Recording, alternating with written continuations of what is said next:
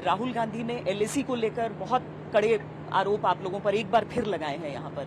राजनाथ जी, बहुत ही दुर्भाग्यपूर्ण है, उसे क्या कहा जाए। मैं इस संबंध में कह चुका हूं उनको, यदि इसका खुलासा किया जाए तो मैं समझता हूं कि स्थिति पूरी तरह से साफ हो जाएगी। लेकिन वो देश हित में नहीं है कि मैं कुछ कहूं। लेकिन 1962 से लेकर 2013 तक क्या हुआ है, अब उसके बारे में मैं कुछ कहना नहीं चाहूंगा। लेकिन इस बार हमारे सेना के जवानों ने जिस शौर्य और पराक्रम का परिचय दिया है, उसकी जितनी भी प्रशंसा की जाए वो कम है। मैं यही कहना चाहूंगा कि हमारे देश की सेना के जवानों ने भारत माता का मस्तक ऊंचा किया है। राजनाथ जी, माइनस में तापमान गिर चुका है उस पूरे क्षेत्र का, ऐसे में हमारे जवान वहां पर डटे हुए हैं। आप लोगों की बहुत कूटनीतिक स्तर पर भी बातचीत चल रही है। गतिरोध टूटेगा और क्या जल्दी टूट पाएगा? अब इस संबंध में मैं दावे के साथ नहीं कह सकता हूं। हाँ। लेकिन बातचीत का सिलसिला चल रहा है। कोर कमांडर लेवल पर भी बातचीत हो रही है, कूटनीतिक स्तर पर भी बातचीत का सिलसिला चल रहा है। अब इसका समाधान निकलना चाहिए, लेकिन मैं गारंटी नहीं दे सकता कि इसका समाधान निकलेगा।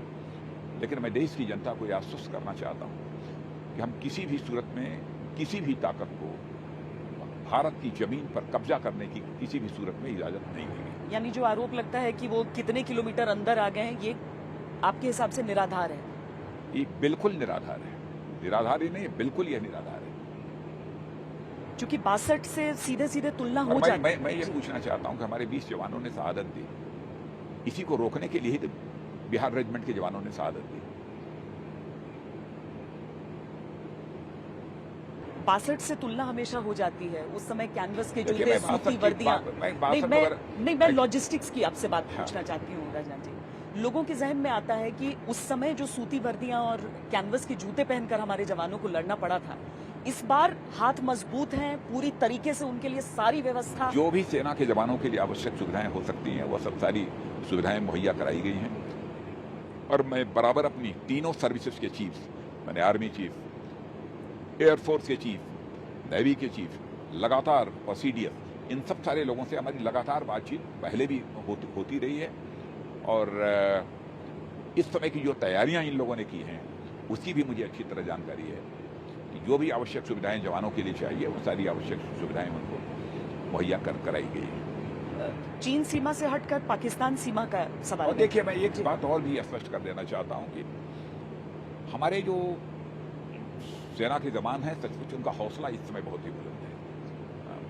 लड़ाई केवल संसाधनों से नहीं लड़ी जाती। लड़ाई यदि लड़ी जाती है तो हौसले से लड़ी जाती है। और हमारे जवानों का हौसला बुलंद है, क्योंकि स्वयं भी मैं एलएसी पर गया हूं, जवानों से मिला हूं। और जो घटना गलवान की हुई थी उसके बाद मैं गया था। हमारे प्रधानमंत्री जी भी उसके पहले गए थे। सचमुच उस समय भी जवानों से मिलकर उनके हौसले को देखने के बाद मेरा हौसला बहुत ही बुलंद हुआ है।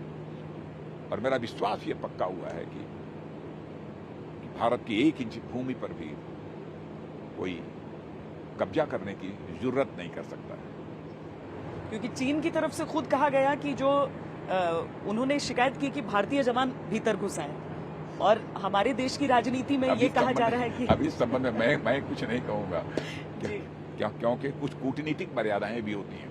उन कूटनीतिक मर्यादाओं का हमको पालन करना पड़ता है।